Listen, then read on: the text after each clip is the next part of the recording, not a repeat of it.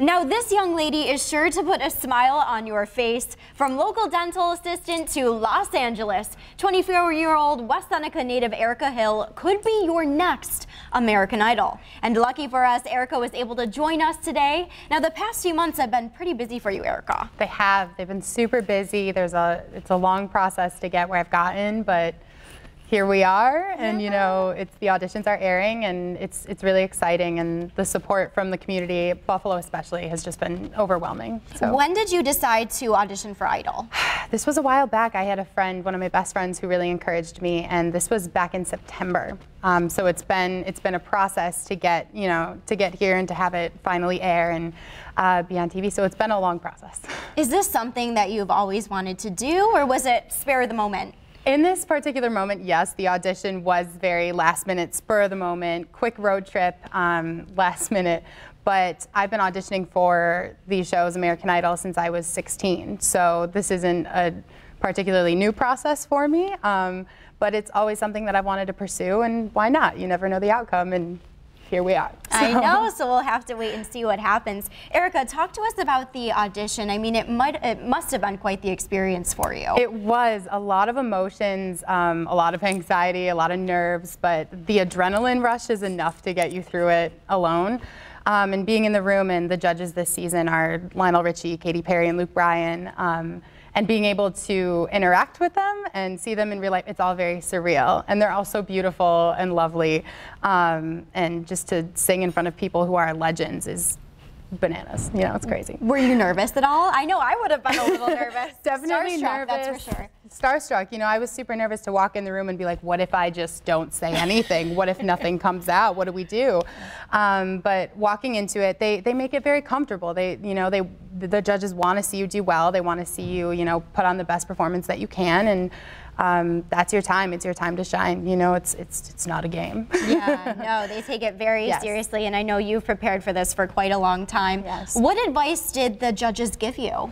Well, after I sang, I sang my first song, and I did get some good feedback, and Lionel Richie had actually asked me to sing a second song. Really? Yeah, so I was like, I don't know if that's a good thing or a bad thing, and they did give me some critiques on, really being able to convey that emotion through what you're singing. And it's hard because, you're given 30 seconds to a minute to try and convey this emotion and do all these things on top of being nervous and, meeting 3 major stars for the first time and trying not to let that get to you. It's hard. So it was a fair critique, 100%. And Lionel Richie also said something to me about not giving everything away at once. I'm a pretty belty singer. I'm a pretty loud singer, which I understood, and I thought that was a fair comment as well. But it's also like, you have 30 seconds to show them everything you got. Like, I got to be in your face. I got to be ready. So yeah, they were some great comments and good critiques. And I thought everything they said was fair. And well, this really was your time to shine, and it all comes down to that audition. What was going through your head? What wasn't going through my head? I was like, does my hair look okay? Did I drink enough water? I'm like, my palms are sweating. But in that moment, again, it's really, truly an adrenaline rush, and you know that you're there, and like, one shot, one opportunity, don't mess it up, and you just have to try and stay leveled and balanced and concentrated and remember what you're there to do. Trying to ignore your surroundings just to be there. And I sing every day, and to put yourself in that mindset as if I was singing in my living room, that's really where you have to be. You just have to be present and try to have fun with it. So. What's interesting is this isn't your first time auditioning for Idol. It is not. Yeah, so what made you decide to come back? I have done this so many times. I think this was my 9th time auditioning for shows like this, and I always decided to go back. I used to teach voice lessons at Bella Voice Studio in Orchard Park, and that's where it started. We used to take these big group trips where all these students would, we'd take a road trip down, and we would all audition there. So that's where it started, and then it just kind of became this routine and this pattern, and then I started getting older and going on my own, and it's just such a fun experience no matter what. You meet so many people, so many musicians, exploring different cities. Like, it's always just such an adventure. And being able to, I have a lot of, musical friends who come with me as well, and it's just fun. And regardless of the outcome, we learn, we grow, and we're making memories in the process. So it's very cool. It's something I'll definitely continue to do. When did you start singing?